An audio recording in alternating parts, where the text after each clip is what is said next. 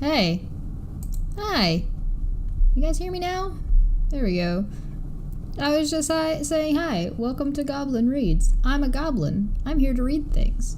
I was just checking out Egghead, calling out Craig Locke for being a monster. That was cool. You should watch this video. This was also sent in the chat. Luckily, I'm back at it now. I have this guy muted, mostly because he's annoying. It's not blocked or anything, but, you know. So I guess he's saying something about Steve being dishonest about the court case. Dishonest? I've literally shared receipts of Steve being dishonest, like when he lied about having the Discord subpoena.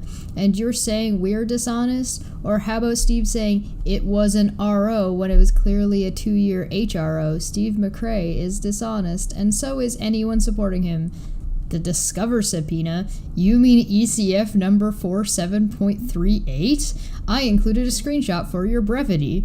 You just demonstrated your own dishonesty since I included the Discover subpoena below. Winky face. Yes, it exists. It is real. ECF 47.38. Winky face. The Discover subpoena. Yeah, we've looked at that. We've looked at this on the show for the legalese stuff. Way to bitch slap Venice into the dirt. Wow. Wow, dude. And it wasn't an RO because it was a TRO. You know, letters are hard. Words are meaningless. Whatever, who cares? I've also been asked to do a Dumbfuck Friday on this Dominique account. We'll see. I'm going to be on vacation, so for anybody who doesn't know and isn't looking at the calendar that I put a lot of work into, I'm off, and I'll be gone on Friday all the way until not the Monday, the next Monday afterwards. So the next time you'll see me on a stream, unless I get called into something tomorrow, which I hope I don't, will be not next Monday, the Monday after, for Judgment Call, as well as some more Dungeons and Dragons. So, that's where I'm at. Texas. Texas is a place that exists, probably. I've heard that it exists. I've heard legends of this place. I'm not sure. But, this is a New York Times article. For anybody who's not sure, New York Times article.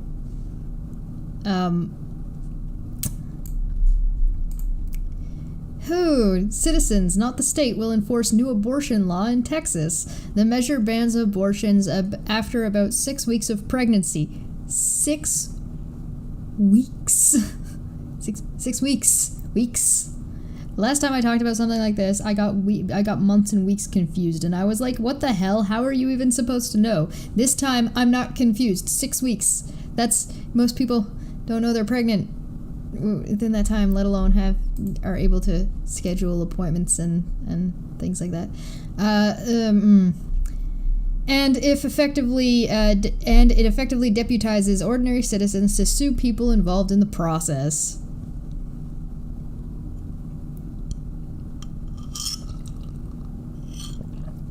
I have not gotten around to the organizational bullshit article. I will get around to that one. We'll get to that one when I get back.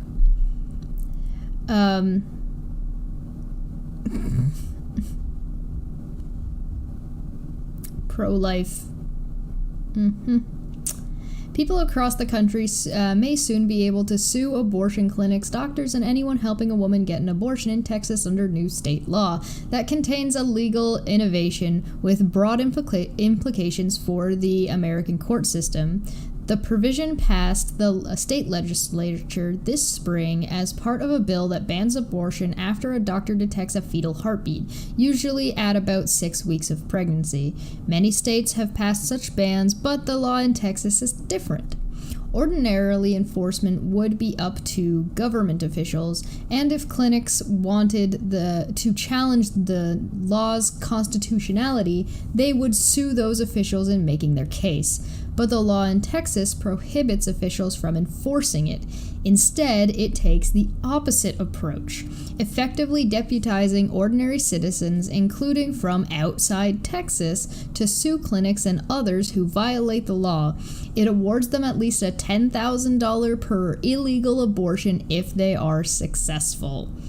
Quote, "It's completely inverting the legal system," said Stephen Valdick, a constitutional law professor at the University of Texas at Austin.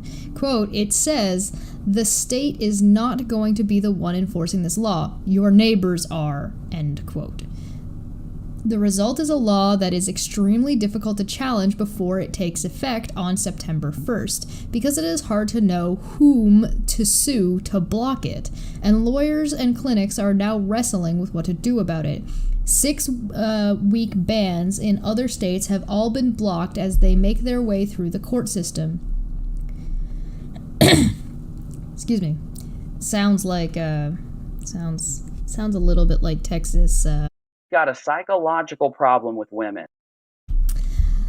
The law comes as the Texas legislature began a special session on Thursday with a conservative agenda taking aim at voting rights and other issues. The law comes as a right to an abortion, and the laws governing it are in flux.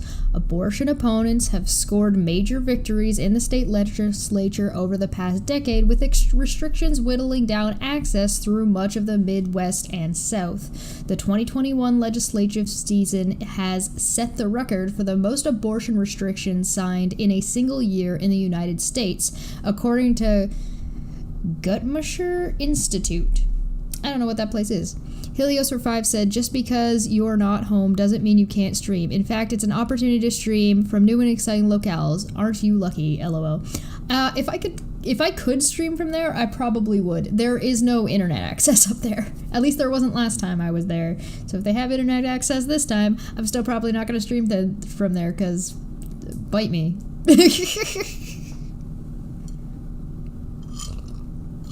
Oh yes, you have a reading. You told me about reading mode. I did forget about that.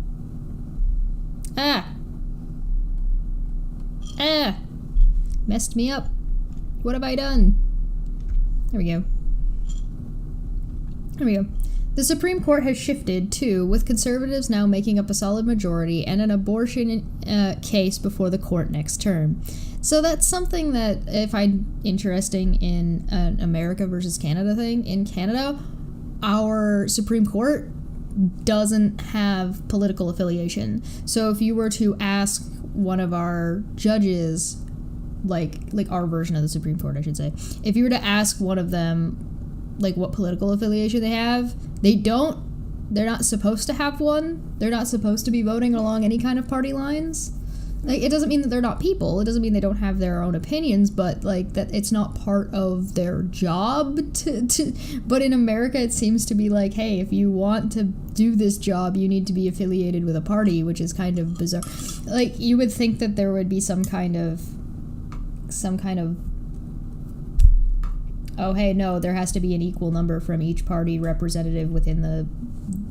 If they were going to make it about that, which is not... I don't think it's supposed to be, but...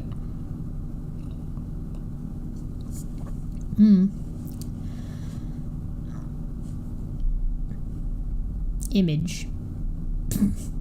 Critics say the Texas law amounts to a kind of hack of the legal system. In an open letter this spring, more than 370 Texas lawyers, including Professor Valdick, said a central flaw was its attempt... I'm opening this so I can see what this is. Why did this... Go away. There we go. Including Professor Valdock, said a central flaw was its attempt to confer legal standing on abortion opponents who were not themselves injured. They called the law an unprecedented abuse of civil litigation, and said it could have a destabilizing impact on the state's legal infrastructure. Quote, if the barista at Starbucks overhears you talking about your abortion and it was performed after 6 weeks, that a barista is authorized to sue the clinic where you obtained the abortion and to sue any other persons who helped you, like the Uber driver who took you there, end quote, said Melissa Murray, a law professor at New York University. Some statutes have authorized private citizens to sue and enforce a law even if they themselves are not harmed, said Howard M. Wasserman, a law professor at Florida International University in Miami.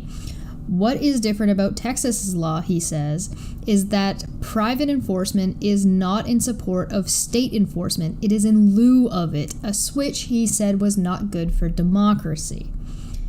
What is more, a Supreme Court ruling last month involving a credit reporting company rejected the concept of people suing when they were not concretely harmed. That case involved lawsuits in federal court, but Professor Wasserman said the clinics would probably use it as their argument in Texas. The most common place for clinics to challenge abortion restrictions in Texas has been federal court, where they have won more often than at the state level. Supporters of the new law say it is an attempt to argue abortion cases in the courts of the state where they originated, Texas, without anti-abortion measures immediately being suspended by a federal judge, as often happens. John Ciego, legislative director for Texas Right to Left, the largest anti-abortion organization in the state, said that some people in the anti-abortion movement thought, quote, this was not working in federal court, so let's try a different route, end quote. I mean, to be fair, at least if they're trying different things, I can kind of understand that. Hey, this isn't working, let's try something else. Let's get crazy, let's get nuts. You know what I mean? This is awful. Everything about this is awful. Now you start to have a conversation about morality, about whether or not it's okay. Is it morally right for you to stick your nose in someone else's abortion business and basically call Big Brother on them? That's what this reads like to me. I don't know. And now we're going to start talking about moral theory. Philosophy. I wish it would stop just jumping around like that whenever I typed. That's super annoying. Anyway, lawyers for the clinics argue that a 6-week abortion ban is clearly unconstitutional and that the Texas law is designed to insulate the state from a challenge. Federal protection currently extends to pregnancies up to the point at which a fetus can sustain life outside of the womb, about 23 to 24 weeks. Given that federal courts are experienced at deciding constitutional rights issues, lawyers for clinics say it is logical to go there for relief. The new law, if it takes effect, will make that much harder. The clinics and their staff, quote, are stuck in state court in a defense posture, and there's a lot at stake, end quote, Professor Wasserman said. If they lose, they are on the hook for significant sums of money. The Texas law has energized abortion opponents. Mark Lee Dixon, director of Right to Life of East Texas, said he knew many people who were eager to sue abortion providers if the law took effect. Last year, he pushed for ordinance in Lubbock, whose legal structure was similar. He said that more than 200 churches were part of that effort. Mr. Dixon travels to cities to help them pass such ordinances and noted that there are almost 30 in the state that have done so. Lubbock was the only one with an abortion clinic, but the sentiment among the people in those places could power a broader effort to enforce the state law, he said. So instead of bombing churches with actual bombs, you're going to bomb them with not bombing churches. Instead of bombing abortion clinics with actual bombs, you're going to bomb them with lawsuits until they run out of money. That's kind of cruel. I mean, both are, I guess. Everything about this just sounds nasty, I guess, is the word I'm looking for. He said people wanted to sue as an expression of their deeply held belief that abortion is wrong. Okay.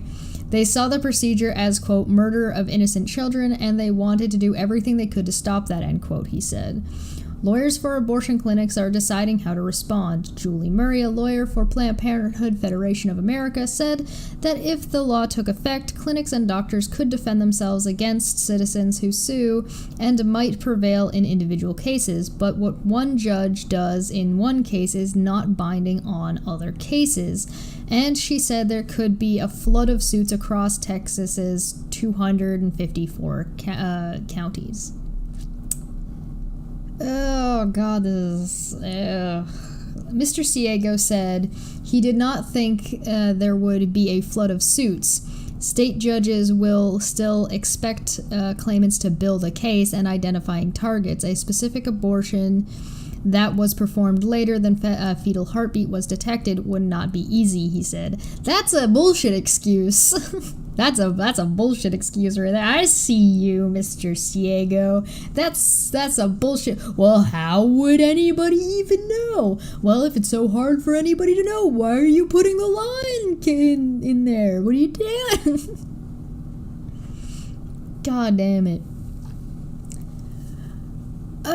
Quote, there's still a lot of hoops to jump through for a claimant to prevail, end quote, he said. I mean, if you're going to incentivize them with 10 grand, and, you know, the moral high ground. But even the threat of suits can cause a clinic to shut down abortion services. That is what happened in Lubbock. Planned Parenthood, which has a clinic there, sued the city after the ordinance passed in a voter initiative in May, but the judge threw out the case, saying the organization did not have standing to sue the city. The law went into effect on June 1st. And the clinic has stopped providing abortions. Last week, Planned Parenthood filed a motion to reconsider. Angelina Martez, manager of the Planned Parenthood Health Center in Lubbock, said she had to tell patients they would now have to drive 5 hours each way to Dallas for care. It's a difficult conversation, she said. And that's the end. So this is supposed to go into effect in September. Let's look at the letter that they wrote. More than 370 Texas lawyers raised legal concerns expressing strong opposition to HB 1515 and SB 8 in an open letter. This is from April 28th of this year. County attorneys, state elected officials, city and county officials, former judges, and law professors sign letter. HB 1515/SB 8 would allow anyone to sue Texans for providing abortion or helping someone access abortion. Austin, over 370 attorneys, including the county attorneys, current and former elected officials, former judges, law professors, and other members of the State Bar of Texas have signed an open letter to House Speaker Daddy Phelan? I don't know. And members of the Texas House expressing strong oppositions to House Bill 1515 or 1515 or 1515, however you want to read it, and Senate Bill 8. These bills would ban abortion at 6 weeks gestation before many people even know they're pregnant and create an unprecedented cause for action for the enforcement of healthcare regulations. HB 1515 and SB 8 would grant, quote, any person, end quote, the right to sue an abortion provider or those who help someone access an abortion, including non-Texas residents and those with no connection to the patient.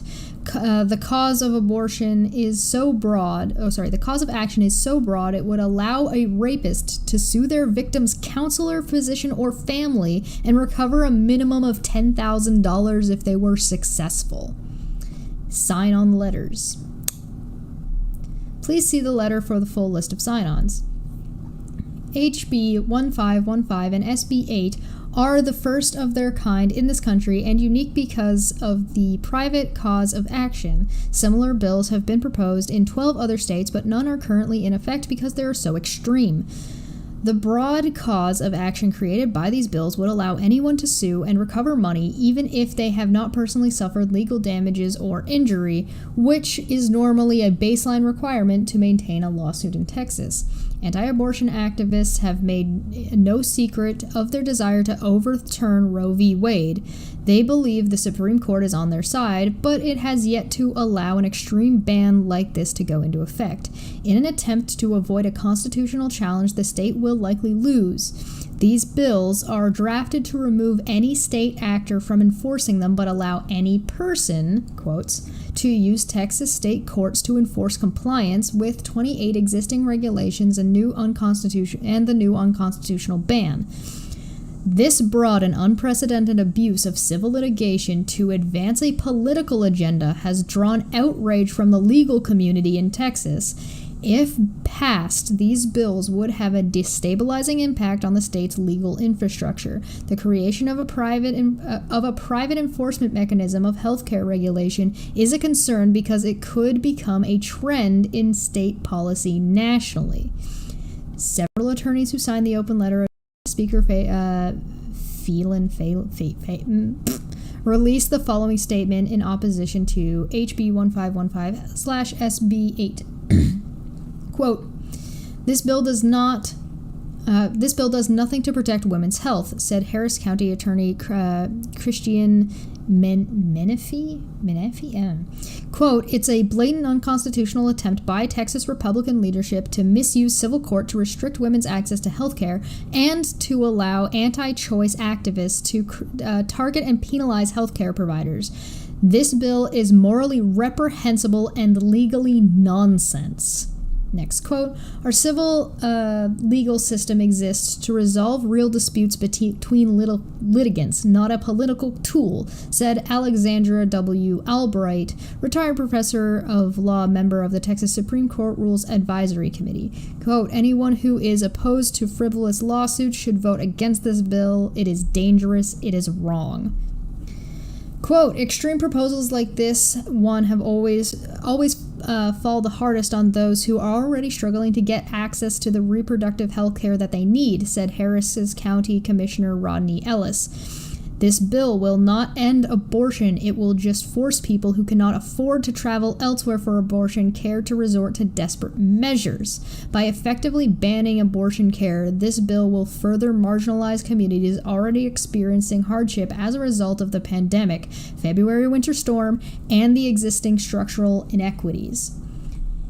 Next quote. HB 1515 would ban abortion before most people even know they are pregnant and allow anyone in the country to sue a doctor or a family member of a patient, said Travis County Attorney Delia Garza. The bill is so extreme that it could even allow a rapist to sue a doctor for providing care to a sexual assault survivor and for the rapist to recover financial damages, allowing predators to profit off of their assault. Instead of empowering predators and playing politics with people's rights, the Texas legislature should focus on real issues that keep Texans and communities safe. That's savage.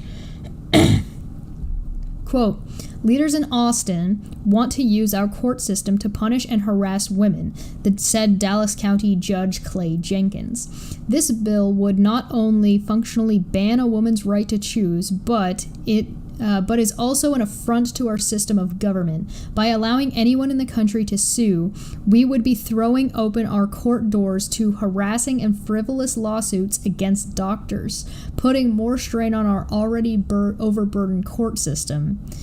In passing HB 1515 or SB 8, the Texas legislature would be sending the message that the courts are a venue for political intimidation rather than a serious business of interpreting the law. About trust-respected access, the Trust-Respected Access Coalition envisions a Texas where everyone, regardless of their age, income, zip code, gender identity, immigration status, or whether they are incarcerated or detained, has access to all reproductive health options. This concludes. That's savage. I mean, this is the stuff that things like the ACA ought to be focused on. like something like this. If they're going to go out of like talking about atheism and go into humanist activism, this is the kind of stuff they should be focusing on. I haven't seen a single person from the ACA even talk about this as a thing that exists. But this seems like something that they ought to be all over if they were doing what they claim they are doing or want to do. Starfall says, suing abortion clinics again is not how you actually stop abortions. We know how to stop abortions, but the dumbasses won't do that. Yeah, you're right. I think this probably needs to be end up being its own that time of the month episode to kind of have conversations about this and how to help people and how to educate people and where do you want to focus if you want to be humanist, because having people tattle on their neighbors is kind of I don't know if this is just me, but I'm getting some serious fascism vibes from this. I don't know if that's just me or maybe it's just my perspective on it, but I'm getting some, hey, is your neighbor Jewish? I'll give you $10,000 if you can prove to me your neighbor's Jewish. Hey, did your neighbor have an abortion?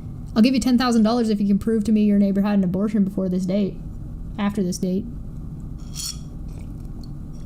Because that's what this, and like a lot of what that even does is, let's say a healthcare provider decides that no, I'll provide these abortions, everything's going to be zip-lipped, we're just not going to talk about when things happened and how far along you are, and all this does is force women into silence about their abortions, because now, even let's say they don't.